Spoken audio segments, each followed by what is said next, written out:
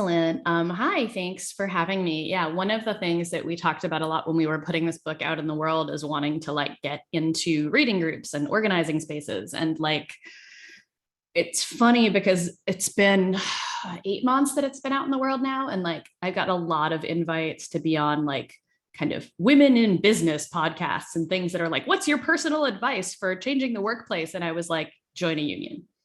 And they're like, but personally, I was like, organize your workplace. So it's good to be back to a place where I don't have to make the case that unions are kind of important. Yeah, so I have been a labor journalist for 12 or 13 years now, depending on when we start counting. And this book comes from that time and also my own personal experience in a lot of crappy jobs. So one of the things that I sort of have joked about a lot when writing this book, when people ask me why I wrote it, and I was like, well, I was a waitress for 10 years. And then when I finally got into journalism, I realized that the issues that I had in the workplace in journalism were basically the same as waiting tables. And I often wasn't making any more money and sometimes even making less. So yeah, but also, because the sort of theory that I ended up coming up with, and now I think even more, I think I was even more right. That sounds weird. I've been sick all day. I'm not going to be as eloquent as I sometimes can be.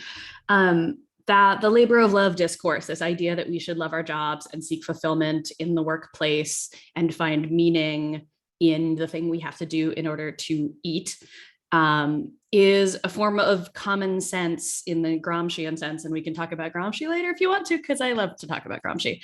But it is a form of common sense of the neoliberal era.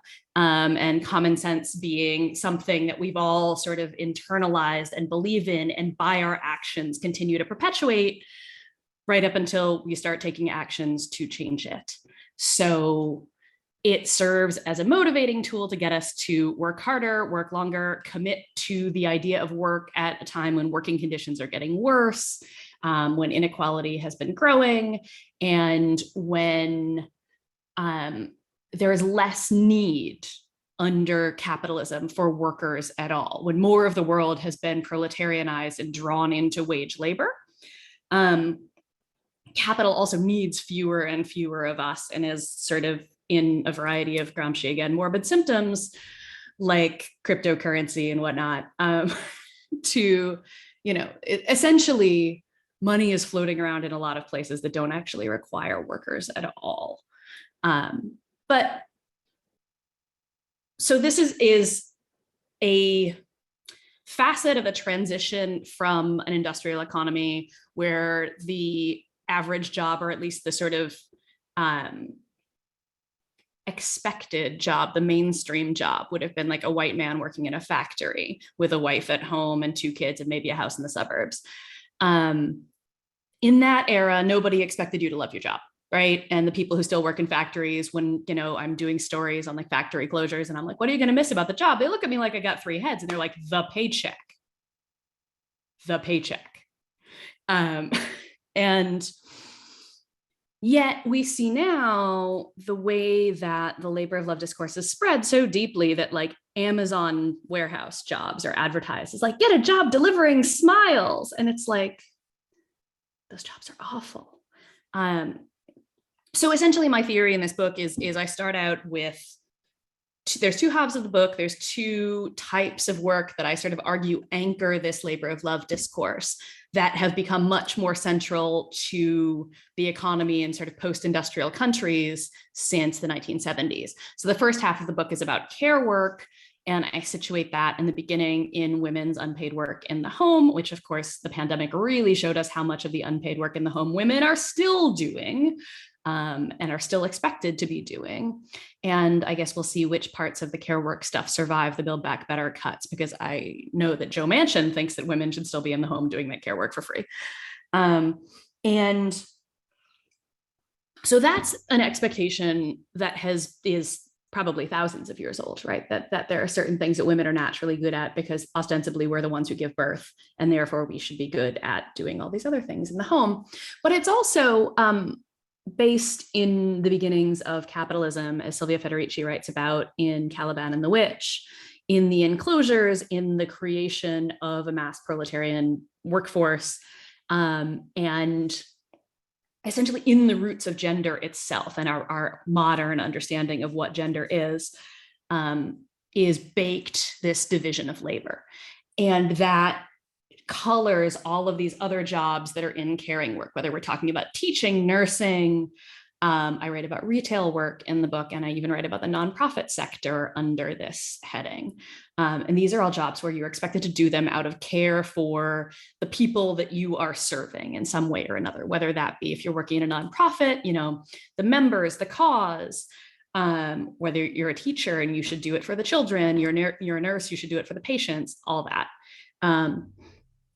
And so that, again, is something that I'm sure we'll talk about more because it's been even more clear in the pandemic, and it's been such a site of struggle around these stupid friggin' mega bills in Congress, whether care work is infrastructure and all of that jazz. And then the second half of the book is based in artwork, creative work, the fancy knowledge economy that we supposedly have now, even though most people are in some sort of service. And so I situate the second half of the book starting out with the way we talk about artists and artists' work, and the starving artist and this, magical brain genius who just has to create works of art or else, die trying. And the way that inflects a bunch of other forms of work from academia to the tech sector. And then I close the book out with sports because I can, and because I'm a sports nerd. And in this case, the job itself is supposed to be pleasurable to you, right? You are supposed to enjoy the thing that you are doing, or at least be so committed to the action of doing it itself, because it brings you gratification, even though, you hear about Van Gogh cutting his ear off or whatever. But in practice, we believe that people who make paintings are really driven to make paintings, even though John Berger writes about the artists who are being paid, of course, to make portraits of, the rich men in town and their prize hog or whatever it was, which was not actually a, mythical artistic ambition. It was just what you did to pay the bills, the same way that I had to write stupid listicles when I worked at Alternate. And so I'm going to wrap up soon because I'm a little bit more rambly than usual tonight. But one of the things that's been happening in the last several years that convinced me it was finally sort of time to write this book that I'd been thinking about for a while is that a lot of people who might have considered themselves middle class are starting to realize that they're not, that not only the only thing that stands between you and, abject poverty is one missed paycheck, a global pandemic, a global financial crisis, any number of things, but also that just because you work in, say, an art museum where there's been a lot of union organizing over the last few years, you might have a graduate degree in art history or something else. You might be a practicing artist, but the art museum is still going to try to get you to do more work for less money under crappier conditions. In some cases, there were, at the museum where my brother-in-law works, actually in Philadelphia, there was a sexual harassment scandal. So seeing workers sort of realizing that the way forward in these jobs is not actually to dedicate yourself individually, personally, emotionally to it more, but actually maybe to organize. I think that's a really significant thing that's been happening in recent years. And the pandemic has sort of sped up kind of everything we understand about work, right? It's been made very, very clear to many, many people in the last year and a half, year and 8 months, whatever we're on now, that your boss probably doesn't care if you die, as long as productivity goals keep getting met. And that is true, once again, of the nurses who are on strike at St. Vincent Hospital in Worcester, Mass., who I'm happy to talk about. And it is as true of them as it is of fast food workers in North Carolina, who walked out on strike because their boss literally didn't tell them that one of their coworkers had COVID, or of people who are working from home, but are just having extra layers of work piled on top of them, or, the teachers that everybody's been trying to bully back into the classroom for a year and a half. We could go on forever, but most of us basically realized that our work is not actually very much fun in the last year. And so now we're at this moment that is probably a good place for me to jump off and ask you guys to ask me questions, where people are talking about the Great Resignation, people are talking about Striketober, I guess now it's Strikevember. And I've been joking for the last year that like everybody is a labor reporter now, except like most of them have no idea because they're only starting to think seriously about this stuff that me and some other people as labor reporters and a bunch of people as, you know, Marxists have been thinking about for a long time. So it's a weird moment to be like, okay, I put this book out, literally finished writing this book in February of 2020, sent it to my editor, got on a plane back home, back to the US from England, and went straight into lockdown, and had to make some changes, but not that many, because the direction I already thought things were going in was people are waking up to the fact that your boss doesn't care if you die. And then here comes this pandemic to prove to everybody that your boss doesn't care if you die. So work really, really will not love you back, has been made that much more obvious to everyone in the last year and a half. But the question that's been sort of annoying me over the last few weeks is people keep asking me to write about like the anti-work movement. And I was like, look, as a person who is committed to an anti-work position, I wish there was an anti-work movement. I think we should be very careful before we start calling what's going on right now an anti-work movement. And I will go on for at length about that if anybody really wants me to expound on it. But I do think, however, that we should be organizing one, because the moment we don't know details about why millions of people are quitting their jobs, why these quit rates are the highest they've been in decades. We do know a little bit more about why people are going on strike in the places that they've gone on strike, or the places like IATSE or the Kaiser Permanente hospitals on the West Coast, where people have almost gone on strike. We know a lot more about their demands because, you know, unions, they put them out there and for everyone to see. You see what's in negotiation. But it's a really important time for people who are organizing in the workplace or around the idea of work, because it's pretty obvious that there's been a major, major shift in most people's relationship to work in the last year and a half. And so I will end there and let you guys ask me whatever you want. And if I don't know the answer, I will tell you that I don't know the answer and suggest somebody who might, or try to. Thank you so much for that. And yeah, if anyone has any questions, please feel free to type stack and then I can call on you. And for people joining us, like right now, as Evan, thank you again for doing this. We are recording this, so when this is posted on YouTube, make sure to share this with your friends because this is a very important topic. I do have one question of my own really to start off with, and people can start to fill in the chat whenever they feel ready. Like this book is, like you just mentioned, it's pretty comprehensive. It has a lot of interviews and everything. I was just curious, just from a writing perspective, like how long this took to do, and what is the process like tackling a subject? Because honestly, it makes a lot of sense because of your writing, how it coheres together now. Mm-hmm. But I'm sure like in the beginning, it must have felt maybe like, I mean, this is a big topic to cover and try to figure out. So can you talk a little bit about your process in doing that kind of work? Yeah, the thing about these books is in both books, I've sort of had the idea like, okay, this is the thing. And then the thing that I've spent a lot of time fiddling around with is, what is the structure? How am I going to tell that story? And both my books kind of have a similar structure in that I open and close each chapter with sort of the story of someone or several someones in the first book, present day, what they're dealing with, and then dig into the history because I'm a nerd and because the immortal science of historical materialism says we should. And so I knew on some level that I wanted to do that. My editor actually really pressed for me to focus in on one person in each chapter in these books, in this book, which I originally resisted a little bit because I was kind of like, one person's story is not really comprehensive, but I think it actually worked out well. That's why she's the editor and I'm the writer. And because I did, you know, I went looking for people who were organizing in these fields. I had, in some cases, ideas of people that I wanted to talk to right away. In other cases, it took me ages to find someone. And when I did, they were brilliant and amazing and added so much to the chapter. Because I was looking for people who were thinking critically about their own work, right? I didn't want to sort of impose my theoretical framework on people, and sort of like, this is this example of how miserable it is to do this kind of work, which is a kind of journalism I don't have a lot of time for.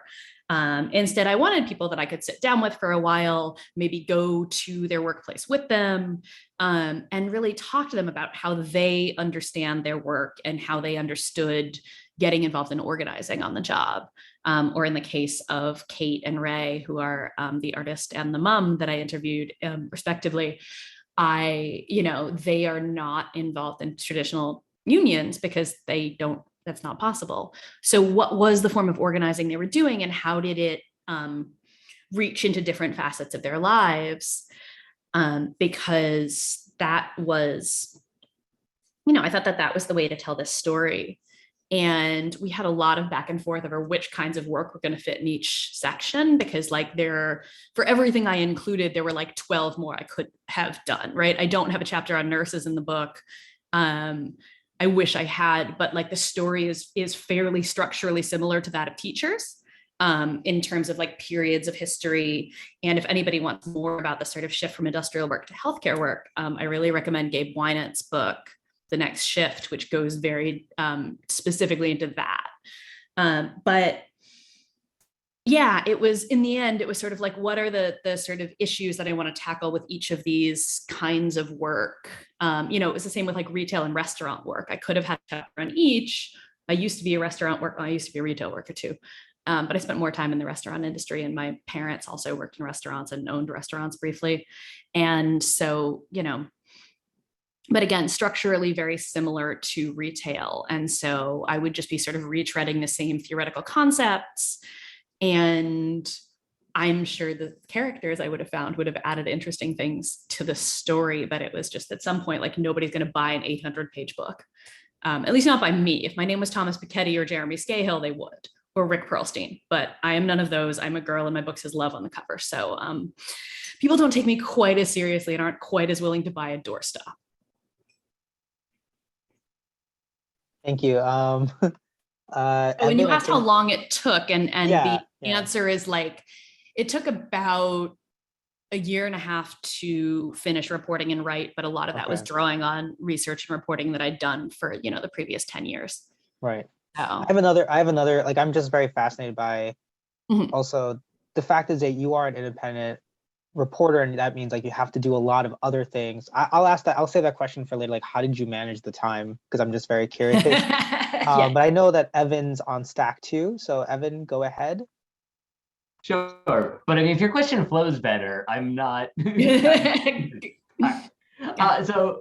All right, up front, I'll confess that I did not read the book, so, but I will now that we've talked about it. It's not a quiz at the end of this section. Yeah, I know.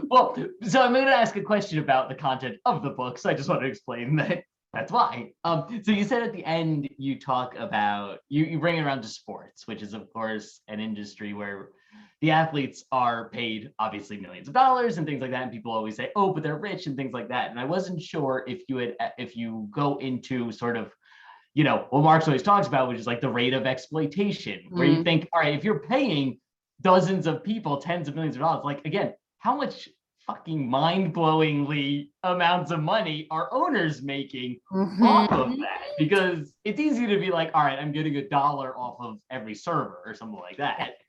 So I'm curious if you actually get into that, if you have any numbers or concepts. Yeah, a bit. I mean, I don't think I used the exact term rate of exploitation because I was trying to make it a fairly accessible book, but like the basic concept, yes. Certainly talking about how much more money the ownership class has even in professional sports. So the athlete that I profiled for that chapter is actually a women's hockey player. And so she does not make millions of dollars, right? And she is one of the best that has ever played the sport, right? She's incredible. She's the captain of the US Olympic team. When I spoke to her, she was on maternity leave. And her name is Megan Duggan, in case anybody wants to look it up. She's incredible. If you're a hockey nerd like I am, she's amazing. But she doesn't make the kind of money that even male hockey players make, and they make less money than like, Tom Brady by an order of magnitude. Even Sidney Crosby, sorry, Sidney. And like The way that I wanted to get into this was to talk about the amount of work that goes into being a top level athlete. Something else that would have been really interesting to get into would have been like Olympic gymnasts, right? Who like literally are like 12 when they go pro, and they're done by the time they're like 25. And so you are basically, to get that good, you have to start at like as soon as you can walk, basically, right? And like a lot of these pro hockey players, the story is the same. They learned to skate pretty much as soon as they could walk. And this is, why a lot of them come from very cold, snowy places. But for Megan, she was saying, and she's a few years younger than me, so she's in like her mid 30s, I think. And she's like, yeah, there was no girls team for me to join. So I had to join the boys team, and that meant they had to let me join the boys team and not, harass me and abuse me to join the boys team. And then I finally, she's like, I was lucky enough to have a family that could send me to the kind of private school that did have a girls hockey team. And then I went to college hockey, where you don't get paid at all. And we can talk forever and ever about college athletes, exploitation, like talk about that. Like think about how much somebody gets paid by the time they get to the NFL, where the average person makes less than $1 million a year, right? And has a career that averages like 2.5 years. I know a lot of this stuff off the top of my head. Wow. And you're risking traumatic brain injury that might not kill you immediately, but it might significantly shorten your life or ruin your quality of life as you get older. And you've had to do that for 4 years before that in college, where you were making no money. So by the time you get to the NFL, if you have played football for 4 years at a university that didn't pay you anything, that you've been risking your life every time you step on the field to get paid nothing, to hopefully get to the NFL, to hopefully get $500,000 a year for 2 years before then you have to go get another job, which, by the way, your college experience probably didn't actually prepare you for, because you probably were getting sort of buttered and squirted through specific classes because the football coach needs you. Your classes don't need you. They do not encourage you to focus on it. And if you read that chapter in the book, I have some details from some court cases about some of the things that people say about college athletes that are absolutely disgusting and racist as hell. So in talking about sports, it's a great example in terms of a few things. Like Malcolm Harris explained, athletes is a great example of what people call human capital, because it's literally like stored in the body, right? The experiences is built up in your body over time, and it's visible, right, in terms of muscle mass. And it's something that a lot of people know about and pay attention to and think is fun, and don't often think about the conditions that are going on in it, unless you have some high profile moments, which we've been lucky enough to have in the past few years with, somebody like Colin Kaepernick, or, Megan Rapinoe and the US women's soccer team, who have consistently called out their pay and conditions, and in their particular case, how much better they are than the US men's team and how much worse they are treated than the US men's team. And the women's hockey situation is even like women's soccer is now taken pretty seriously in this country. There's actually a pro league that's been going for a few years, and they're actually starting to make like some money at it. Women's hockey has been in the Olympics for 3 or 4 cycles now. It's really only the US and Canada that take it at all seriously. And so they're really having to just fight to get this thing off the ground as a thing that women are able to do. And so I thought that was a good place to sort of get into this question of like, these women have to work just as hard as the men to be as good as they are, but they're doing it while having a part-time job. In fact, the National Women's Soccer League, the Pro League, has a campaign right now that's called No More Side Hustles. They have great t-shirts in case anybody wants to support it. T-shirts and like soccer scarves and stuff, because they're still doing this. Like, you're maintaining your body as an elite athlete is a 24/7 thing, right? You have to think about what you eat. You have to think about where you go. You have to work out every single day without stopping. If I had to do that, I'd be dead. And then they're doing it while, waiting tables on the weekends.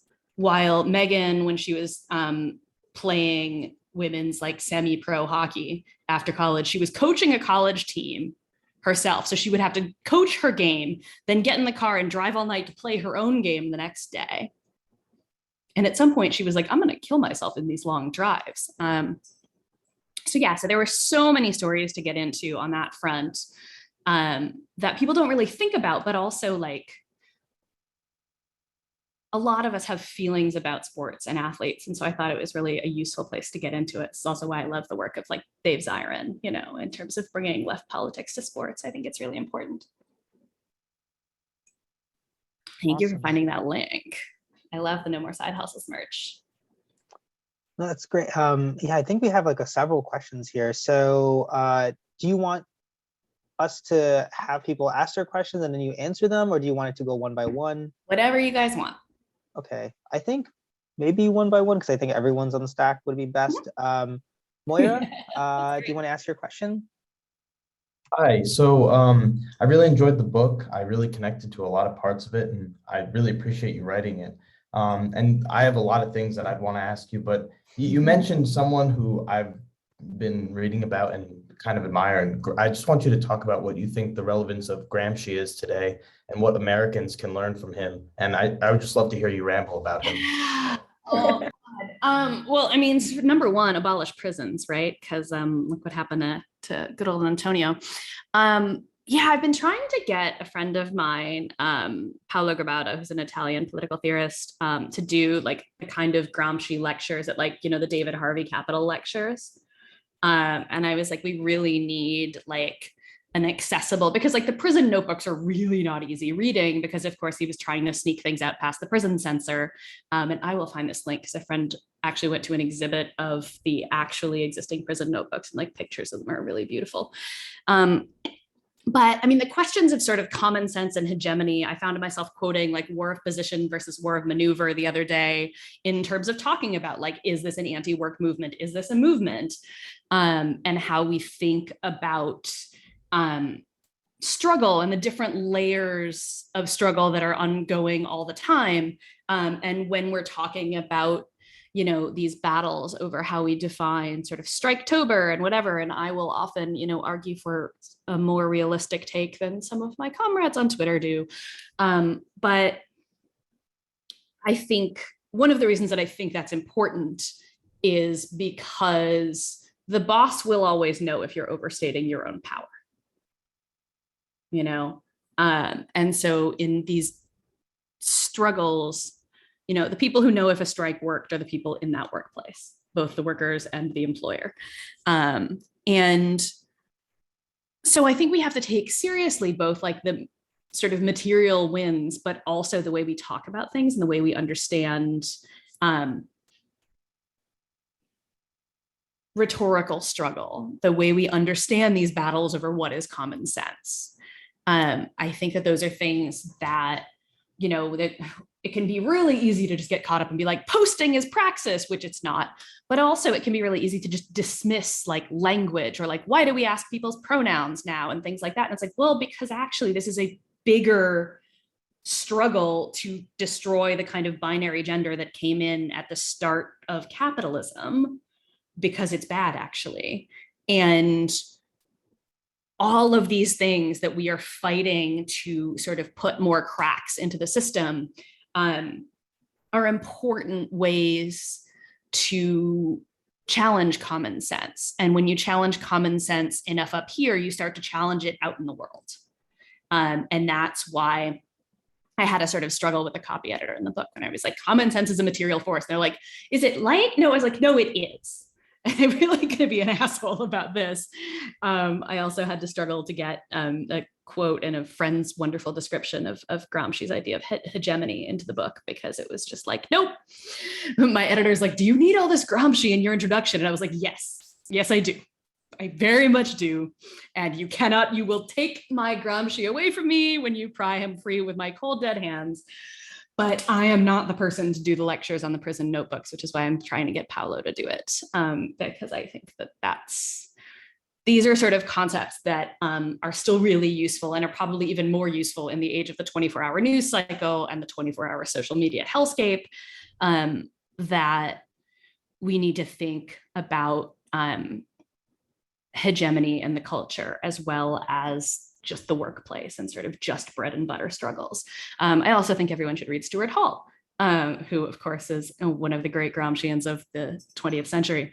And a lot of also what Stuart Hall wrote about the beginning of Thatcherism and the rise of criminalization and all of these things are best understood as analyses of what it's going to take to win hegemony, that are super still relevant in a world where, a neo-Nazi kid just got acquitted from shooting 3 people and killing 2 of them at a protest because, somebody was saying like, you can even kill white people as long as they're at a protest saying Black Lives Matter. That's where we're at in this country. So, it's important to understand that the fight will both literally be in the streets, and sometimes the Nazis will have guns, and also that it will be in the courtrooms, and it will be in the way we talk about what happens in those courtrooms. And it is important that more and more people are realizing every time one of these trials comes up with a useless verdict, that the way that these institutions that we believe in and invest with meaning by the way we act around our belief, they can go away.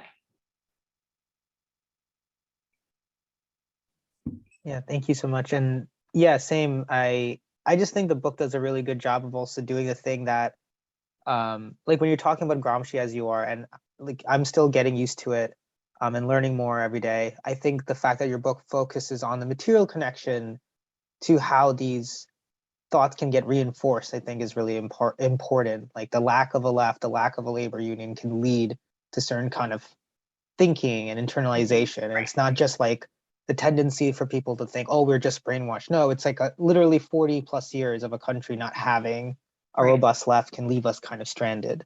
So I think that's the valuable thing about this book. It doesn't stray into that other path of thinking, like disjointing, like you said, the material conditions with hegemony. So it's Kara, and then Sarah, and Felix and Will. Thanks. I am so glad that you're here talking about your book. I haven't read it all the way through, but I especially was interested in the academia chapter because I'm in academia. I know you focused on adjuncts, and of course that is a very precarious role, and we have some clinical faculty too, but I'm curious if the tenure line faculty also have this strange culture around them that I think I've begun to learn. I've been in academia 20 years, and just kind of noticing how that is a way also sort of that that undermines fair pay, and you're sort of like you should be happy for what you have on this job, but then it doesn't allow for the kind of compensation. So I've been trying to figure out, I guess, how to address those issues when the culture itself is so ingrained. So I think I can't remember now if you were pulled into this on Twitter, but there was this back and forth around honoraria for talks that you might have seen. And it was mostly women and people of color kind of talking about how if they were to fly somewhere and give a talk, that they should get paid for the talk. And there were mostly white men who were mostly economists, I believe, and some of the backgrounds. Oh, please, like they work for free. Yeah. My entire ass white male economists are doing anything for free. Nope, not happening. Yeah, so unless it's Rick Wolf speaking on a picket line, but he's like the only one I can think of. Maybe. Yes. So I think it was just this interesting, it kind of blew up a little in that it was like, well, it was sort of looking down on the people who were saying that they thought that should be compensated. Yeah. So anyway, I just wanted your thoughts on that whole area. Yeah, it's really hard. I was having a conversation with a friend of mine earlier today, actually, because I was sort of griping about like certain facets of my own working conditions and the amount of unpaid work that I am still expected to do. And like the way that I feel bad for asking for money and asking for certain things. I wrote this book and I still feel guilty about complaining about, my working conditions, because I know that, some of the people who hear me complaining are people who look at my career and go, wow, she's doing great though. Mm-hmm. And like, I am on some level, right? I was on the freaking Ezra Klein show today. Great, wonderful. The first comment that I got on that was some man telling me that I would be a more effective podcast guest if I didn't say like all that often. And I was like, yeah, well, like I was like on the Ezra Klein show and you weren't. So And like I said, I'm a woman and my book has the word love in the title, so people don't take me seriously.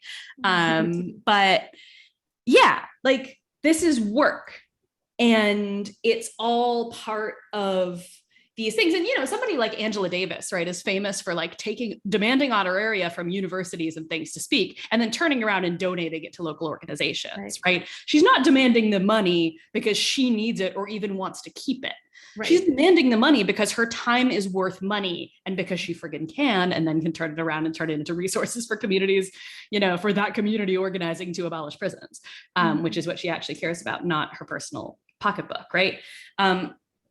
But the way, and actually Angela Davis has one of the best, it's in actually a dialogue with a couple of other women, and it's in the Angela Davis Reader, but this bit about Black women academics. And she points out that, like, even as a Black woman academic, you can see people who forget that, I think the line is something like, we are not the only group of Black women on campus whose names need defending. And she's pointing out that, right, a lot of the, like, you know, grounds staff, cafeteria staff, right? Who are the most likely workers on campus to be women of color, right? It's not professors, still 2021, right? It is still most likely to be people who are doing various facilities management things, cleaning staff, all of that.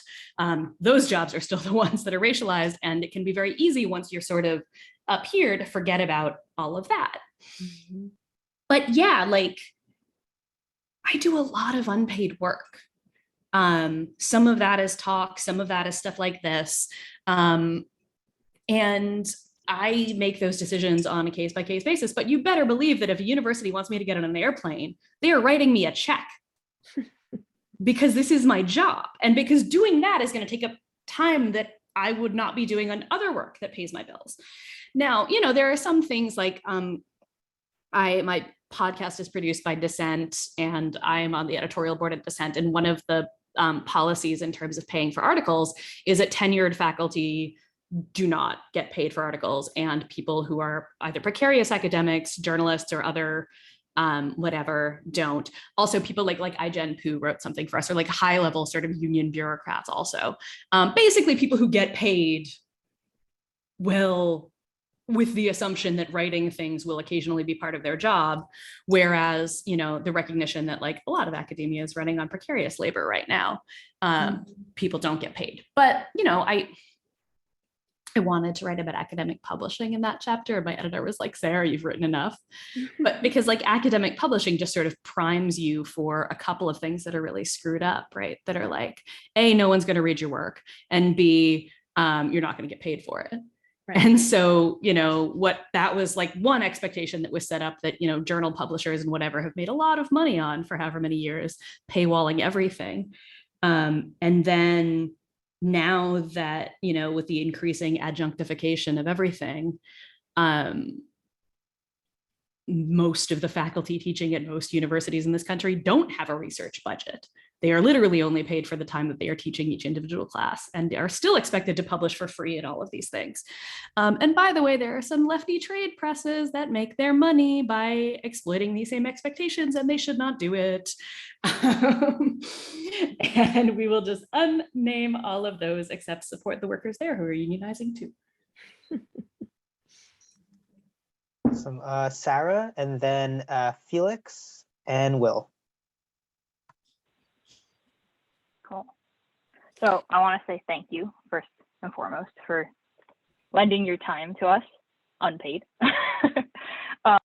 And so going back to, like, the Great Resignation. So a lot of people in my community, it's a very conservative white area, are mentioning the Great Resignation because obviously they go to Starbucks and it's not open and they get upset that they can't have a coffee at 4 p.m. even though that's really bad for your health. And I don't know why you're having coffee at 4.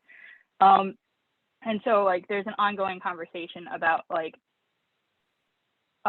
jobs like Starbucks and Chipotle. And a lot of these people are saying, where are the young people? Where are the teenagers to do these jobs? Why don't teenagers want to work?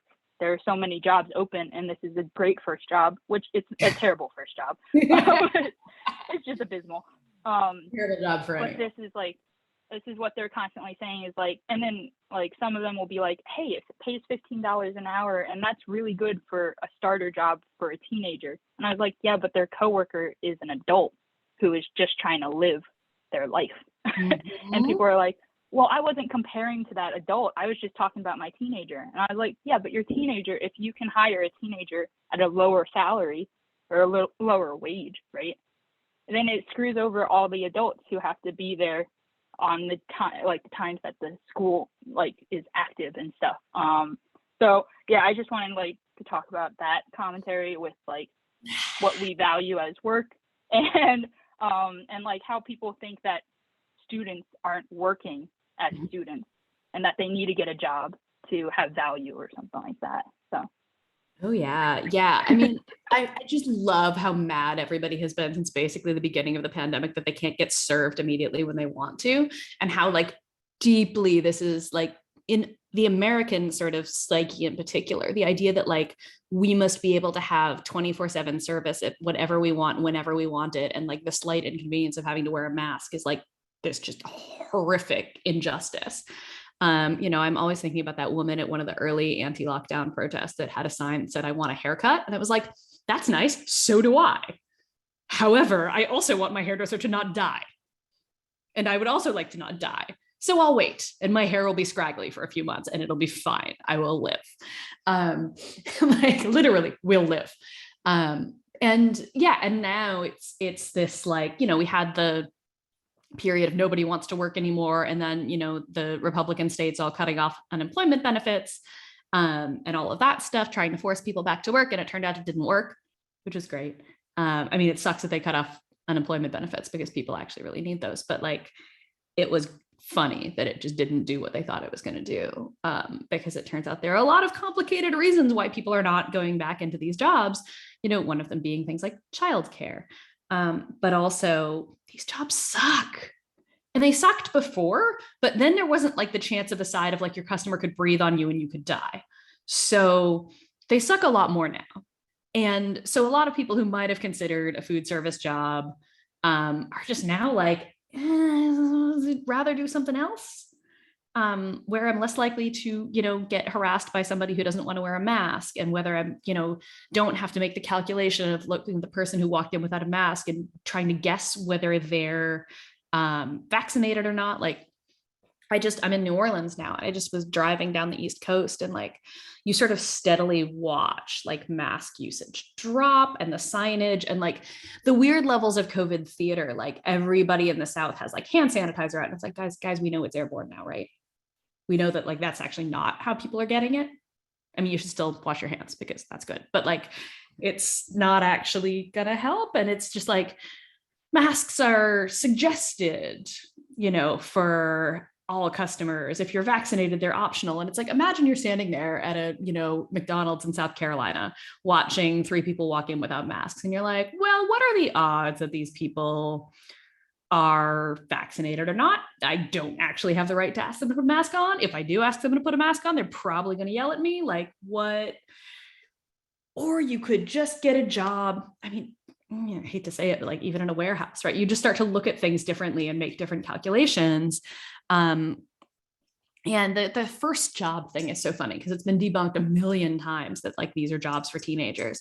That's just not true. The average age of somebody in fast food is like 28, and for women it's 32, and most of them have kids. These are not jobs for teenagers. These are jobs that adults are having to live on, and that's largely because of welfare reform. Thank you, Bill Clinton. And, you know, we are just in such like denial of what the actual working conditions are for anybody who isn't related to us in so many cases, unless you spend your days doing what I do. And, you know, one of my slight bits of grumpiness about like everybody is a labor reporter now is just how utterly clueless people are about just like basic questions about the workplace, where like I can rattle off, I'm surprised at how many numbers I can rattle off today, actually, because my brain is a little foggy. But this is just, it's an incredibly complicated and weird topic to, you know, and the expectations that we come in with are so very often wrong. And so yeah, the idea that there are just like enough American teenagers now to fill in the gaps in like what is a massive service workforce that is, 20% of the, workforce is in food service, retail, etc. Like that's there aren't enough teenagers that need to work. It's not going to work. Right. If these jobs were only for teens, they'd not be open during school hours. Like, it's just, it's ridiculous. And there was like, it was also true that like a lot of teenagers during the pandemic, right, when like a parent might have lost a job, a lot of teenagers did take jobs in fast food, in whatever, and they became like the family breadwinner in a lot of cases. I feel like I heard about this a lot actually from, high school teachers who were wondering why a lot of their students weren't showing up to Zoom classes. And it was because like, oh yeah, sorry, miss, I had to get a job. So literally, even when the teens are doing the job, sometimes they're supporting their family because, mom can't go to work. Mom has a heart condition. And so she's vulnerable to COVID. And so she can't go to work. So suddenly her 17-year-old kid is now paying the rent with his entry-level salary at McDonald's, which if you're lucky is $15 an hour. If you're in, most of the states I just drove through, it's still $7.25. So, it's ridiculous. And the student question, I wrote about unpaid internships because this is a particular issue of mine. And also because the internship, as I wrote in the book, is sort of the way that the logic of the labor of love gets injected into all sorts of jobs. When you convince people that they have to do unpaid work in order to earn the privilege of getting a job, what does that set you up for when you finally maybe do get a paid job in that field, right? It sets you up for not rocking the boat and being grateful and compliant and all of these other things. But one of the things that I loved about the students who went on strike in Quebec around unpaid internships, and this grew out of the student strikes over tuition in 2012, 2013, is that they were understanding this as part of a continuum in which like their education itself was work. And that was a thing that they should be, that should be respected and should actually be valued and paid for, right? That like school should be free and kids should be paid a stipend to live on while they're doing it, because this is actually of social benefit to everyone. And they figured that the internship was a good way into starting to make that argument. So it's always gratifying to like, read wonky things in books and then find out that like, oh yeah, thousands of students in Quebec already went on strike over this thing that like me and my friends are just like, well, that'd be cool if we could talk about that someday. It's like, oh no, the Canadians are on it. The French Canadians are on it. Felix and then Will.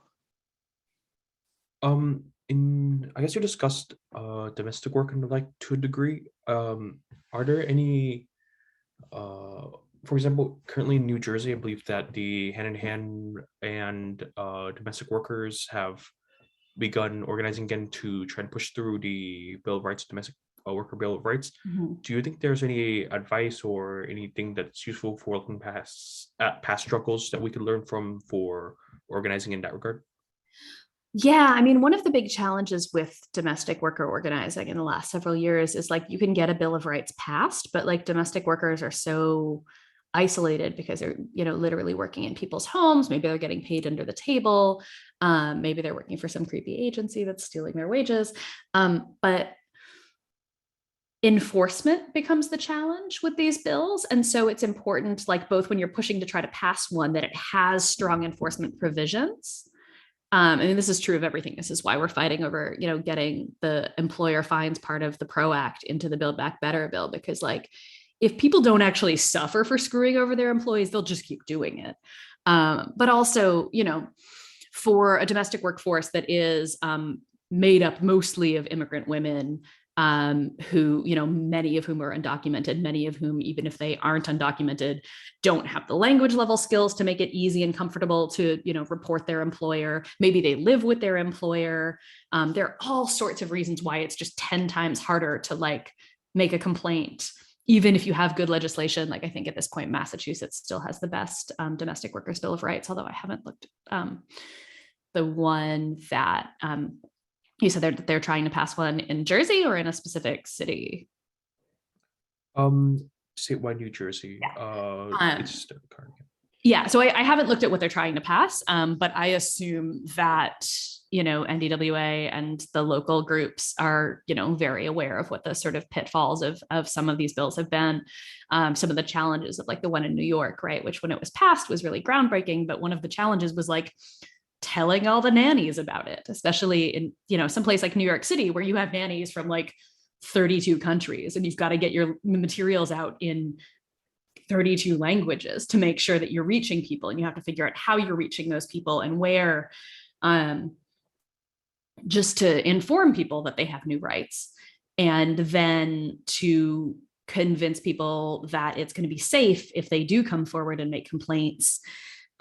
This is sort of the real challenge about doing things through legislation, especially in, a world full of sort of disconnect and misinformation, is that like a lot of people just don't get good info about the rights they do have.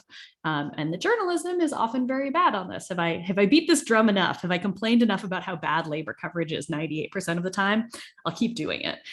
It's bad. So, so the way that like these struggles become, on the one hand, it's a struggle to get anything passed, then it's a struggle to get something good passed, and then it's a struggle to make sure that people know that it passed. And then it's a struggle to make sure that people who are being abused can actually seek redress under the thing that has been passed.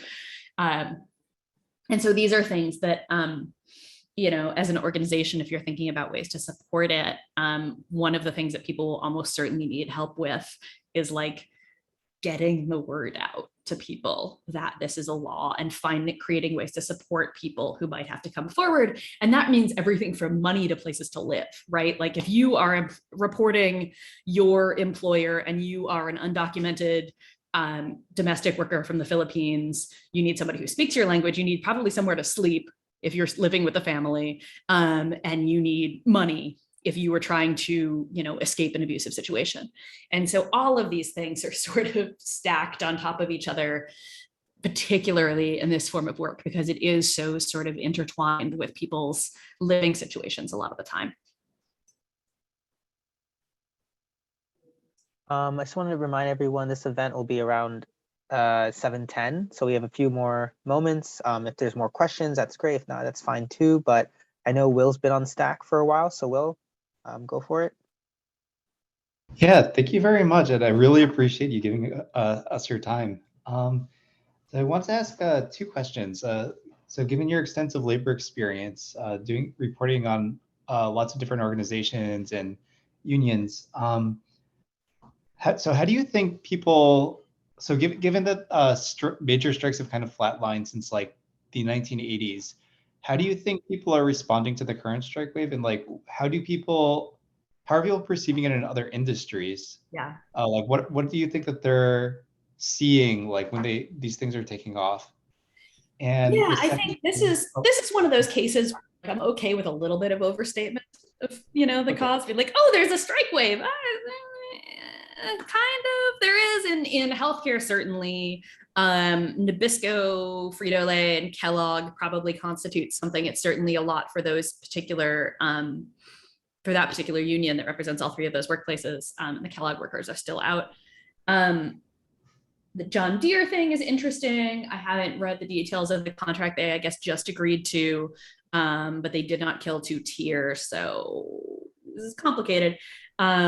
It would have been a much more significant strike wave if IATSE and Kaiser had gone out, because those each would have been strikes of like 40 to 60,000 people, which would have been a big deal. And screwing up Hollywood is almost as much fun as screwing up sports in terms of industries that I would love to see disrupted, and also that I, very much enjoy. So I don't know. I was particularly mad that IATSE settled, both because like a lot of the workers were pissed. The reaction that I saw sort of organically to the deal was like, we were ready to go, but also because like if there's a massive entertainment industry strike, that's a thing that a lot of people would notice that wouldn't otherwise see, probably don't know about like, the nurses at this hospital or that hospital being on strike. But yeah, so looking at these, the really big ones not happening does sort of a little bit stunt the chance to make more hay out of this moment. That said, I also get annoyed at labor reporting that only wants to cover the strike when it happens and not the fact that 50,000 IATSE members were ready to walk. And, I don't know who else was following the IA stories Instagram, but these are really fascinating sort of moments when you start to see these organic spaces that are sort of outside of the union, right?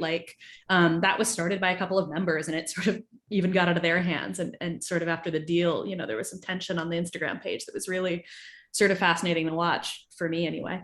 Of course, I'm not in the union and I'm not working their particular, types of contracts. But so I think what I mean to say about this is it has not been a big enough strike wave that people are feeling it in their everyday lives in a lot of places. It has been big enough, certainly, that we notice it and that the discourse around it has been ooh, this is exciting, but we're still at historic lows. We're still down even from the 90s. And we're still 50-50-ish win rate, and it's calling things a win or a loss is complicated, obviously, but the contracts at Frito-Lay and Nabisco were not great, and I do not expect the one at Kellogg to be great either when they do settle. The one at John Deere, like I said, did not get rid of 2-tier, although they did beat off a 3rd tier that they wanted to impose. And the nurses at St. Vincent are still out, and it's been 8 months.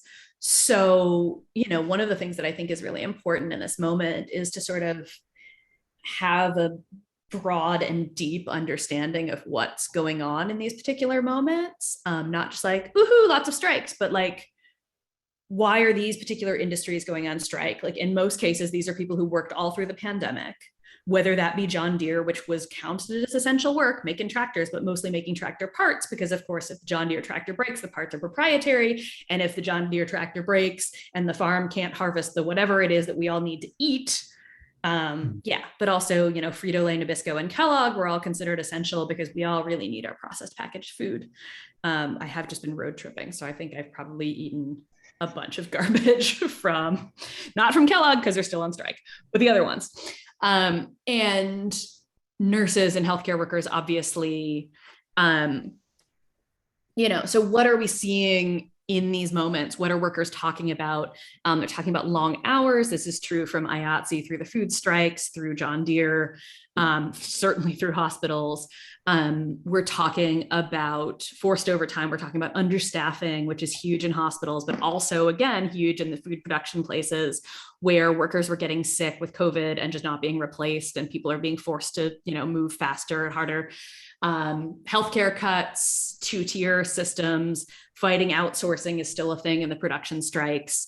And it remains very hard to defeat outsourcing by going on strike, because when the boss wants to close the plant and you close the plant for him, well, that's not the greatest point of leverage. So I think. Oh, can I ask one follow-up question? Mm-hmm.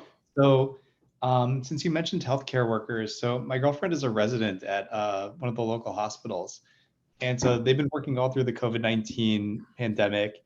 And residencies are so awful.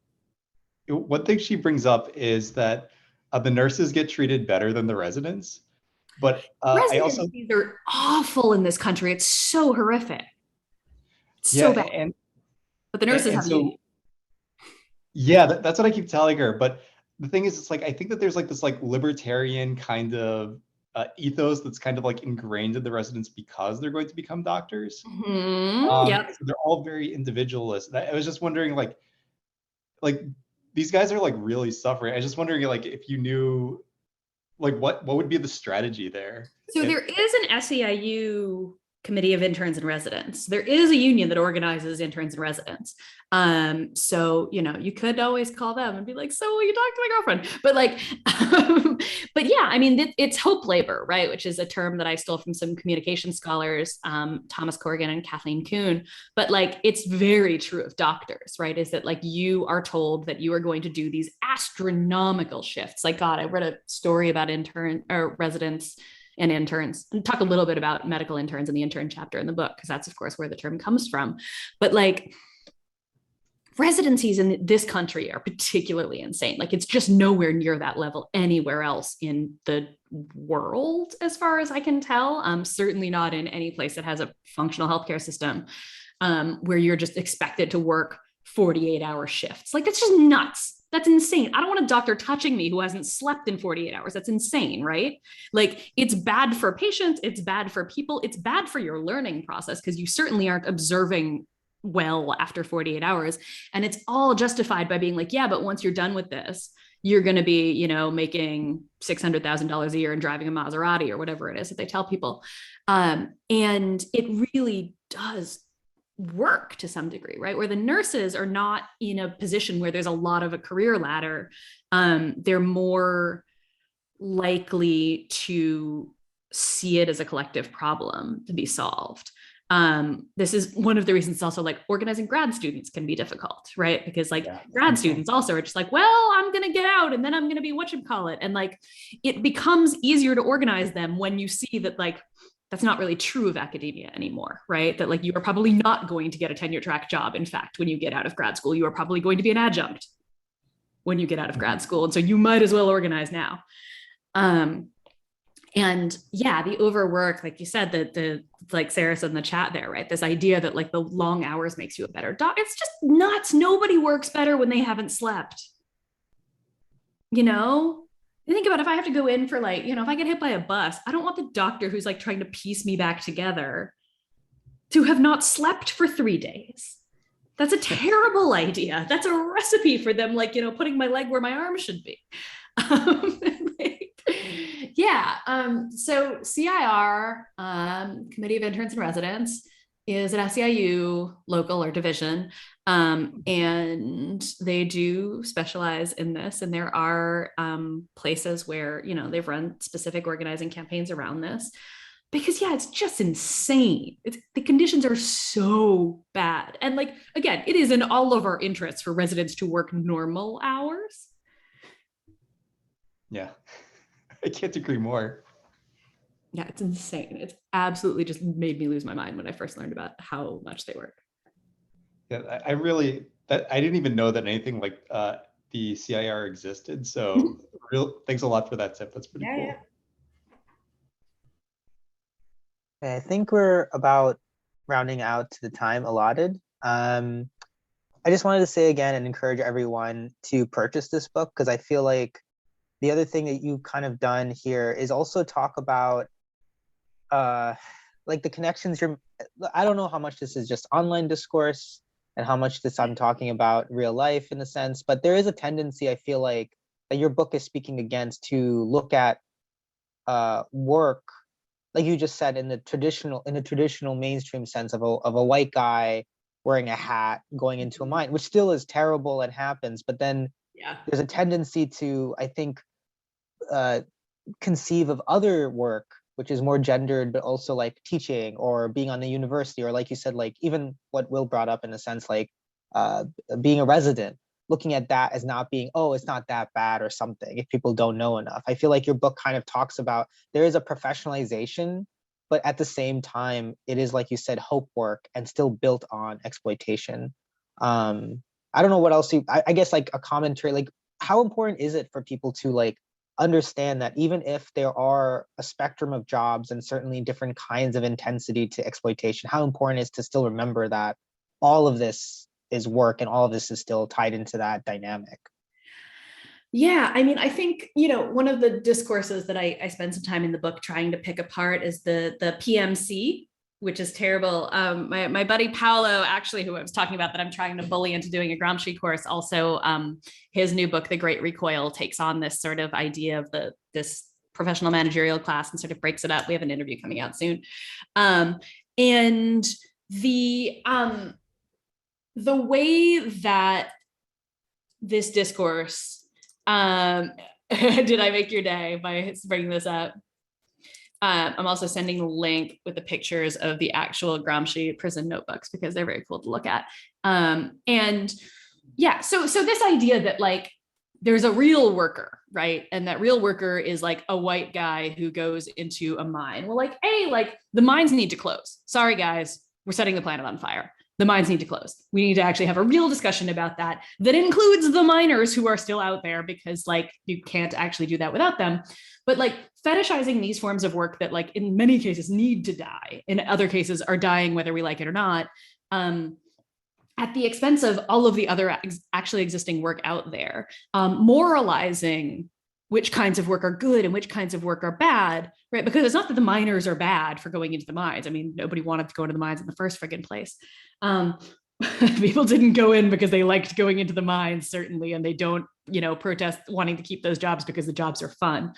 But like, we end up with this weird moralistic sort of hierarchy of who is good and who is bad based on identity rather than an actual analysis of the world of work as it exists right now, the structures of capitalism that exist right now, and the way we're going to actually break the actually existing capitalism we had. Some guy a while ago at a party spent a bunch of time trying to convince me that Robert Brenner had proved you could have a non-racist capitalism. And I was like, well, that's great. I'm glad that in his lab somewhere, he grew a non-racist capitalism in a vat.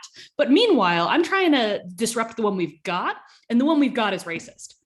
So I don't really care about your thought experiments about the ones we might have in some other world. The one we've got right now is the one we've got to dismantle.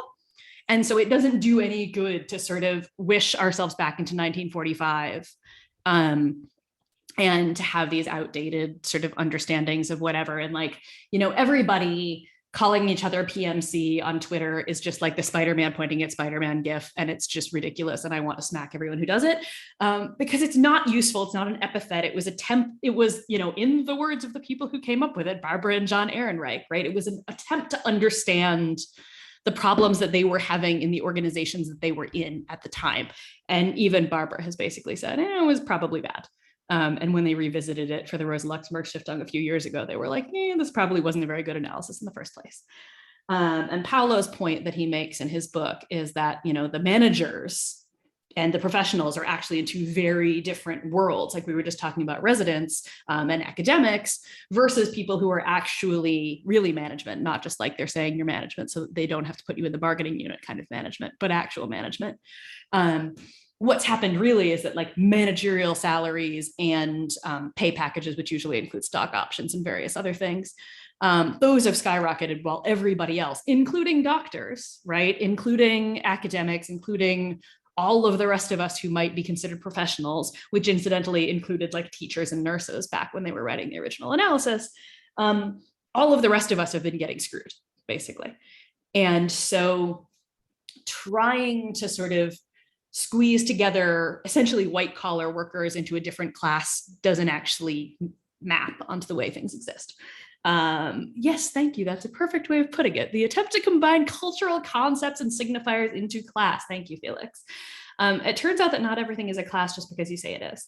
And George Michael agrees with me. And George Michael was very rich, but he was still a comrade at the end. So first of all, yeah, that did, like Will pointed out, I don't want to get too much into it, but thank you so much for, I really, again, this book is so amazing. And I haven't read a book where you did spend so much time on these.